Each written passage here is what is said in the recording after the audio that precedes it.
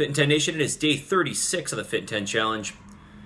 And some announcements before I start today. Monday night, I would like to cancel the class and, well, not cancel it, but reschedule it to the morning. So I'm thinking either 8 a.m. or 11 a.m. We have two classes in between those times, so it would either be 8 a.m. or 11 a.m. It looks like I'm going to be going towards 11 a.m. from the vote that I took this morning. So I'll get your feedback. I'll put this in Slack.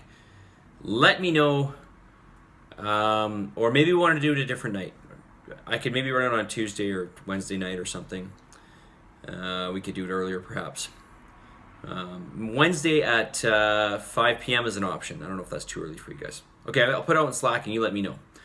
All right, questions. We're still on the topic of fat. And somebody asked me about fats that are low in carbs and protein. And I have talked about this, but I'm going to talk about it again. So here are some fats that are basically just pure fats. The general rule is oils. Okay, oils are typically just fat. They're pretty much 100% pure fat, or just about. So we have things like avocado oil and macadamia nut oil and olive oil and coconut oil. Butter, of course. We've got flaxseed oil. And we have salmon oil, which I'll talk about in a second here. Salmon oil, which I take every day.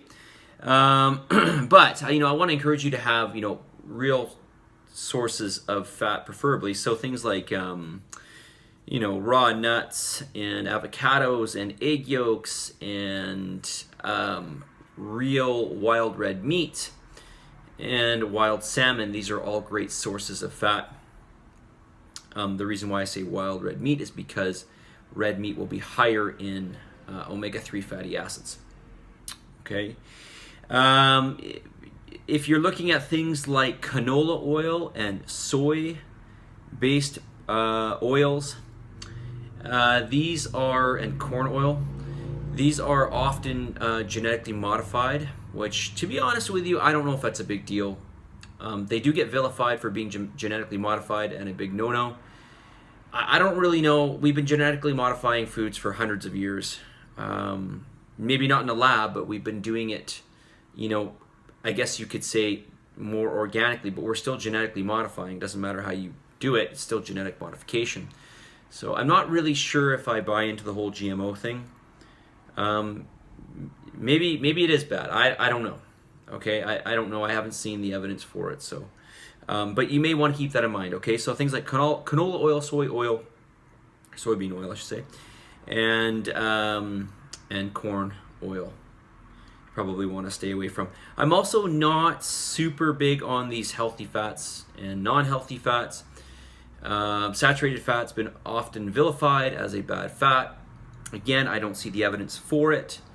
In fact, there isn't any evidence for it. There's a lot of epidemiological data to suggest that it's bad for you, but epidemiological data to me is just kind of like horseshit. It's like, it really is. It stinks, and it doesn't really serve that much of a purpose. Well, okay. I mean, there's just no evidence for this, okay? There's no good evidence for it, okay? You can't sit somebody down who has heart disease and say, listen, what did you eat for the last 30 years? And then, tally this up amongst a bunch of people in the same boat and say, oh, look, saturated fat. They all have lots of saturated fat. Must be that. There's I understand there's theory behind it and stuff like that. There is no real strong, there's no mechanistic data to suggest that saturated fat is bad, okay? So I certainly don't limit it in my diet. I certainly encourage you to cook with it because it's more stable. I would definitely have it in your diet, okay? You need saturated fat. It's in your, well, it may not be essential. It is part of every cell membrane in your body. An important factor in your cell membranes of every cell in your body. All right. What else did I want to say here? Okay, let's talk about this for a second here. Geez, almost 5 minutes. Salmon oil. So the good thing that's in salmon oil is something called EPA and DHA, and these are really, really important. DHA is especially important for developing children, especially from the age of 0 to about 3.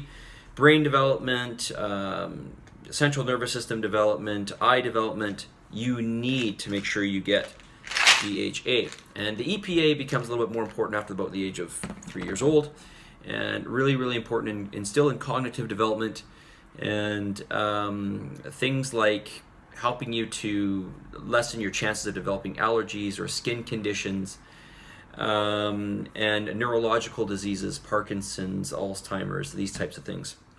All right, so this is something I would highly recommend that you take. I buy this from Costco. I buy the most potent form.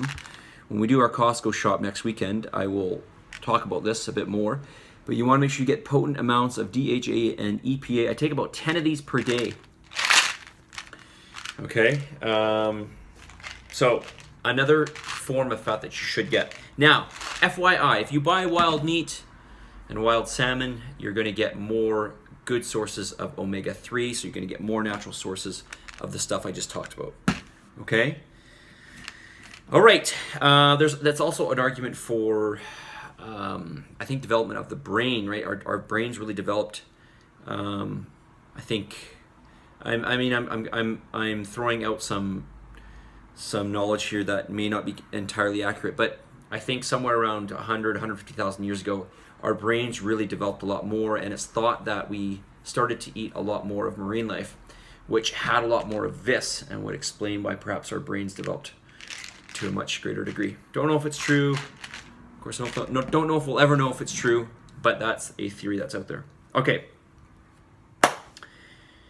Did I say enough? Okay, so listen, let me just say one more time. Some oils, some fats that you should get in your diet. I mentioned all those oils earlier on, and did I miss anything here? Maybe ghee butter. Actually, ghee butter is really, really good as well. And raw cacao butter is very good as well, okay? And I don't know if I mentioned it, avocado, right? Avocado.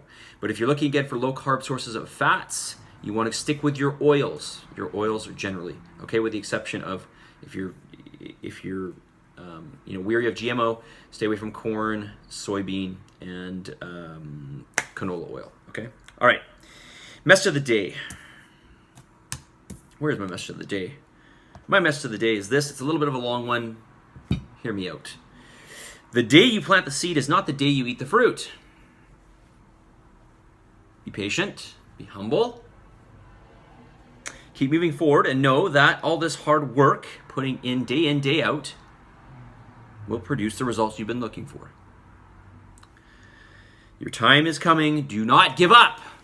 We're still in the week of giving up, so I'm going to keep these quotes of not giving up. Okay? So listen, the day you plant the seed is not the day you reap the fruit. All right? So be patient. I've been pretty, obviously, I've been conscious on a daily basis of my diet and my nutritional intake for 20 years now. Although I can't say it's been perfect because I'm a student, I'm learning, and I'm still learning, and I will always be a student learning. But the point is that I'm conscious of it and that I'm trying to do better and better every single day. So, I'm hoping that this will have, that this challenge will have this sort of, lifestyle effect on you, and you will carry this forward after the challenge, right? 10 weeks is not a long time in your life. It really isn't. It's just really a blink of the eyes in the grand scheme of life. So hopefully you will take everything in and you will put it going forward, because really it is a long-term thing, all right? It's not a short-term thing. You need to be patient. You need to be humble and stick to it, right? You got to stick to it. Be strong. All right. Submit, commit, do what you got to do. Already almost 10 minutes. Sorry, guys. Stick to it. Do what you got to do. Be strong. Focus.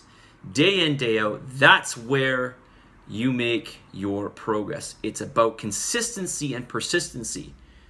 It's about consistency and persistency. Those who are consistent and persistent win. Okay? That's what it's about. Be strong, you guys. Stick to it. Do not give up. Get your fish oil. Do it. Talk to you guys soon. See you guys.